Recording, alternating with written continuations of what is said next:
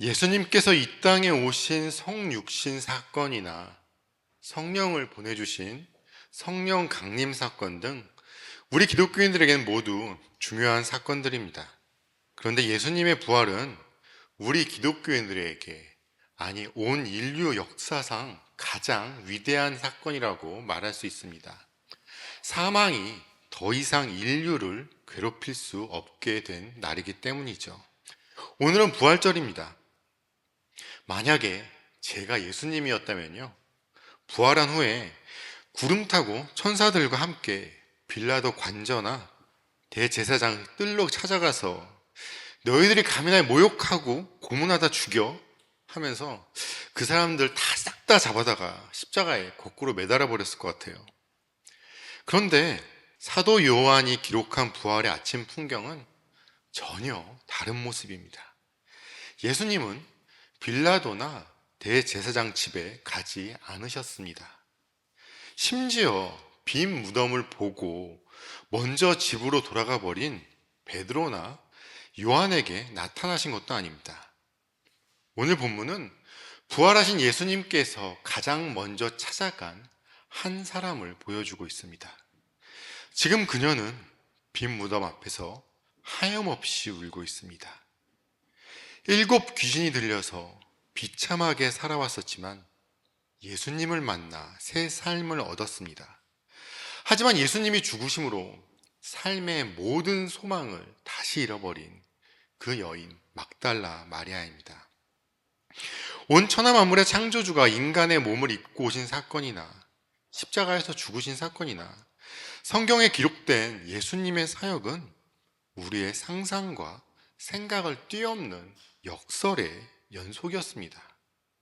오늘 본문의 장면 역시 우리에게 예수님의 부활이 가진 놀라운 역설을 보여줍니다.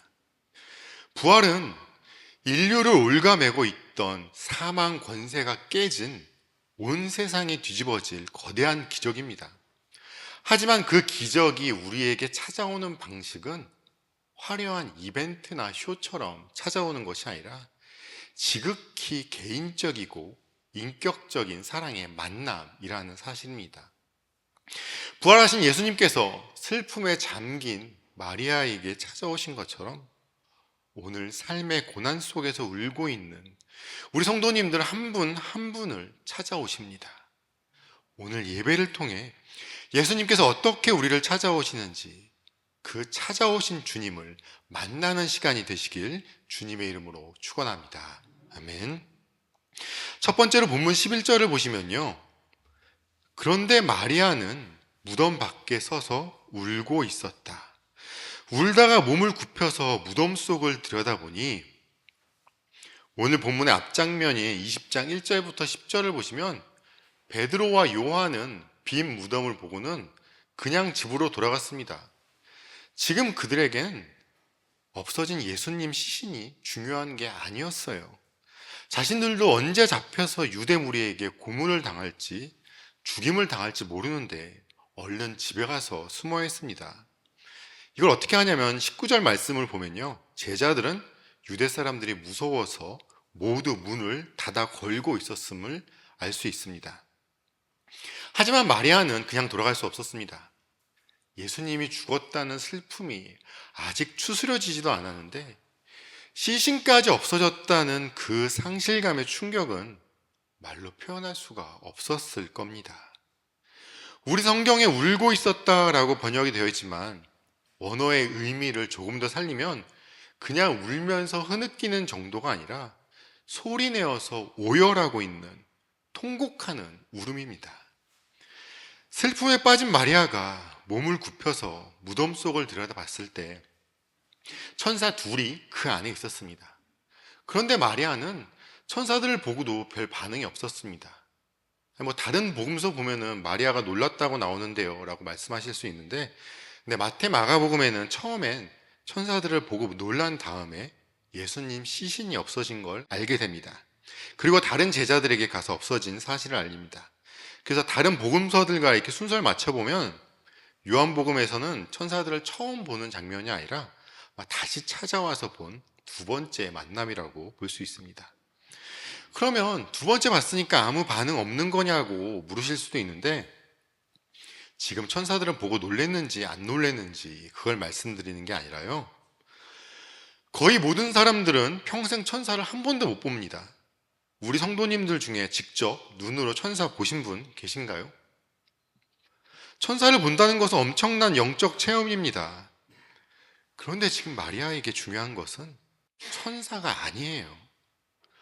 오직 사라져버린 예수님의 시신만이 중요할 뿐입니다. 빈 무덤을 보고도 그냥 돌아가 버렸던 제자들의 모습과 똑같은 빈 무덤인데, 그 앞에서 마리아는 오열하고 있습니다. 둘의 차이는 어디에 있을까요? 부활하신 예수님을 만나기 전 제자들은 자신들의 이익이나 권력, 세상적인 높은 자리를 원하고 따라다녔던 사람들입니다. 하지만 마리아는 예수님께서 7 귀신을 쫓아주고 새 삶, 새 생명을 주셨어요. 제자들처럼 세상적인 욕심으로 예수님을 따라다녔던 것이 아니라 그저 예수님의 은혜와 사랑에 감사해서 예수님을 따라다녔던 사람입니다. 우리 마지lik교회 성도님들은 예수님을 왜 믿으시나요? 기적을 경험하고 아픈 몸 치유받거나 나의 세상적인 욕망을 예수님을 통해 이루고 싶어 믿으시는 건가요? 아니면 죽기까지 날 사랑하셔서 날 위해 십자가에 달려 죽으신 그 예수님의 사랑과 은혜에 감사해서 예수님을 믿으시나요? 내가 왜 예수님을 믿는지 분명히 알고 계셔야 합니다. 때로는 우리의 삶에도 마리아와 같은 깊은 슬픔이 찾아옵니다. 예수님이 어디 계시는지 깊은 절망에 빠질 때도 있습니다. 그런데 이런 상실감과 깊은 절망에 빠질 때 내가 어떻게 예수님을 믿고 있었냐에 따라서 반응이 다르게 나타나는 것입니다. 빈 무덤을 보고 그냥 돌아가 버렸던 제자들의 모습이냐, 빈 무덤 앞에서 오열하고 울고 있는 마리아의 모습이냐, 둘 중 하나의 모습이 우리에게 나타나게 되어 있습니다. 그러면 부활하신 예수님께서는 어떤 사람들에게 먼저 나타나셨나요? 빈 무덤을 보고 돌아가 버렸던 제자들에게 나타나신 것이 아니라 빈 무덤 앞에서 울고 있는 마리아에게 먼저 나타나셨습니다. 예수님은 절망과 고난 속에서 예수님을 등지고 돌아선 사람들이 아니라 그 가운데에서도 울며 예수님을 찾는 사람에게 나타나십니다. 우리가 예수님이 없는 것 같은 빈 무덤 앞 마리아와 같은 상황 속에 있을 때 예수님은 멀리서 구경만 하고 계시는 분이 아닙니다. 마리아의 깊은 상실감과 눈물의 자리는 역설적으로 부활하신 예수님을 가장 먼저 만나는 자리가 되었습니다. 예수님은 우리의 눈물을 외면하지 않으십니다. 예수님이 없다고 돌아서지 마시고 눈물의 자리, 그 슬픔의 자리를 지키면서 예수님을 찾으십시오. 부활하신 예수님은 바로 그 자리에 찾아와 우리를 만나 주십니다. 두 번째로 14절 말씀입니다. 이렇게 말하고 뒤로 돌아섰을 때 그 마리아는 예수께서 서 계신 것을 보았지만 그가 예수이신 줄은 알지 못하였다. 울고 있는 마리아 뒤로 예수님이 서 계셨습니다. 아마 마리아의 울고 있는 모습을 예수님은 쳐다보고 계셨겠죠? 하지만 마리아는 예수님을 알아보지 못합니다. 아니, 어떻게 예수님을 못 알아볼 수 있지? 그렇게 생각하시면 안 됩니다. 예수님을 못 알아보는 건 당연한 거예요. 죽은 예수님이 살아있을 거라고 어떻게 상상이라도 했겠어요? 거기다 마리아는 오열하면서 울고 있었습니다. 정신없이 울어보신 분은 아실 겁니다. 쏟아진 눈물에 앞도 잘 안 보이고 정신도 없고 내 앞에 누가 누군지 분간도 안 됩니다. 지금 예수님이 죽었다는 완벽한 슬픔 속에 갇혀서 살아계신 주님이 바로 옆에 계셔도 알아보지 못했던 것이죠. 이런 마리아를 찾아오신 예수님이 천사들과 똑같은 질문을 하십니다. 여자여, 왜 울고 있느냐? 누구를 찾느냐? 예수님은 마리아가 왜 우는지 다 알고 계셨습니다. 그래도 또 물어보신 이유는 그녀의 슬픔에 깊은 공감을 하시면서 대화를 시작하시려고 했던 것이죠. 그런데 예수님께서 말을 걸어주시는데도 아직도 마리아는 예수님을 알아보지 못하고 있습니다. 마리아는 그가 동산지기인 줄 알고, 여보세요, 당신이 그를 옮겨 놓았거든 어디에다 두었는지를 내게 말해주세요. 내가 그를 모셔가겠습니다 하고 말하였다. 부활하신 예수님을 못 알아보고 동산지기로 마리아는 착각하고 있었습니다. 하지만 예수님은 자신을 못 알아보는 마리아를 꾸짖지 않으십니다. 얘야, 나다. 정신 차리고 똑바로 봐봐. 내가 다시 살아날 거라고 말했잖아. 왜 이렇게 믿음이 없어? 그렇게 다그치지 않으셨습니다. 그저 슬픔 속에 눈이 가리워진 연약한 인생을 향해서 가장 부드러운 방법으로 자신을 계시하십니다.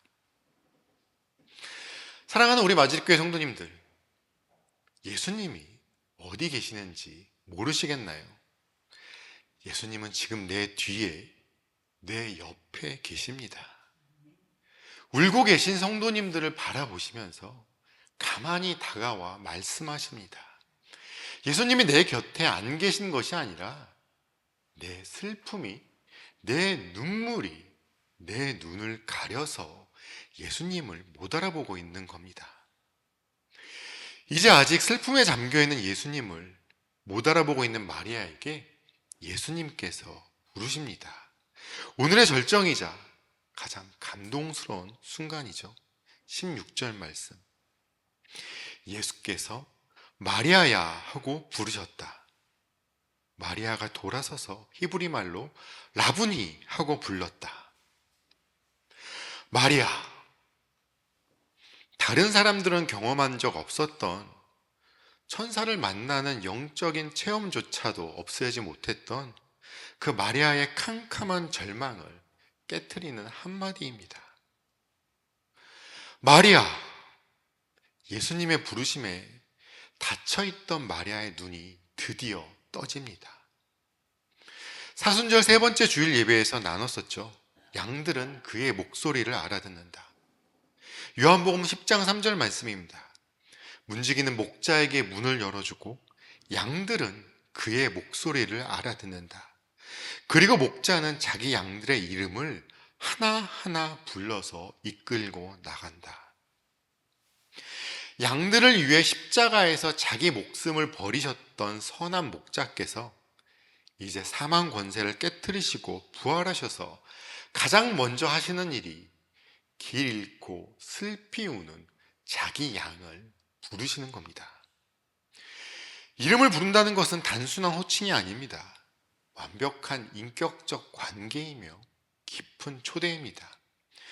예수님의 부르심에 예수님의 목소리를 알아들은 예수님의 양, 마리아의 눈이 뜨이고 눈물이 멈추며 외칩니다. 라부니. 이 순간은 객관적으로 남의 이야기처럼 믿어왔던 부활이 마리아의 심장 속에 영원히 살아 숨쉬는 자기의 이야기로 바뀌는 순간입니다. 부활의 능력이 마리아라는 한 개인의 삶에 사랑으로 완전히 밀착되는 순간입니다.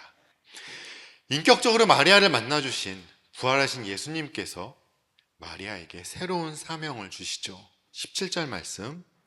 이제 내 형제들에게로 가서 이르기를 내가 나의 아버지 곧 너희의 아버지 나의 하나님 곧 너희의 하나님께로 올라간다고 말하여라. 여기서도 보십시오. 사랑의 예수님은 도망친 제자들을 배신자라고 부르시는 게 아니라 내 형제들이라고 부르고 계십니다. 이제 마리아는 울음을 그치고 부활의 첫 목격자가 되어서 제자들에게 가서 외칩니다. 내가 주를 보았다라고요. 슬픔에 갇혀있던 여인이 부활하신 예수님을 만나고 생명의 복음을 전하는 부활의 증인으로 변화되었습니다. 오늘 말씀을 맺도록 하겠습니다. 사랑하는 우리 마지교회 성도님들, 부활은 2000년 전에 이스라엘의 어느 무덤에서 일어났던 신기한 기적 이야기로 끝나는 게 아닙니다. 무덤의 문을 열고 나오신 예수님께서 우리 곁에서 우리를 지켜보고 계십니다. 주님이 내 곁에 안 계신 것이 아니라 내가 주님을 못 알아보고 있는 것입니다. 부활하신 주님께서는 지금도 우리 성도님들을 한 분 한 분 이름을 부르고 계십니다. 내 이름을 부르는 주님의 음성을 들으십시오. 우리 기독교는 군중 속에 숨어서 나를 숨기는 종교가 아닙니다. 온 천지 만물의 창조주이시고 죽음을 이기신 예수님께서 군중 속에 숨어 있는, 그 속에서 울고 있는 나를 정확히 찾아오십니다. 그 주님과 1대1로 눈을 맞추시는 생생한 만남의 종교입니다. 죽음 권세를 깨뜨리신 부활의 예수님께서 성도님들 곁에 서 계십니다. 비록 고통의 눈물 때문에 우리가 주님을 알아보지 못한다 할지라도 주님은 결코 성도님들을 떠나지 않으십니다. 그리고 한 분 한 분 성도님들 이름을 지금도 다정하게 부르고 계십니다. 주님이 내 이름을 부르시고 나의 이름을 부르시는 그 주님의 음성에 반응하고 내가 주님을 만날 때 마리아가 변했듯이, 부활한 예수님을 만난 제자들이 변했듯이 우리의 인생이 변할 것입니다. 내 삶의 빈무덤은 더 이상 슬픔의 장소가 아니라 부활의 영광이 시작되는 생명의 진원지가 될 것이고, 주께서 주시는 새로운 사명으로 가슴이 벅차게 될 것입니다. 이 복된 주일 아침에 내 이름을 부르시며 찾아오시는 예수님의 사랑을 깊이 체험하시기 바랍니다. 그리하여 슬픔의 눈물을 닦고 부활의 기쁨을 가슴에 품은 채 세상 속으로 나아가서 내가 살아계신 주를 보았다 라고 승리를 선포하시는 우리 성도님들이 되시길, 참된 부활의 증인들이 되시기를 우리 주 예수님의 이름으로 간절히 축원합니다. 아멘.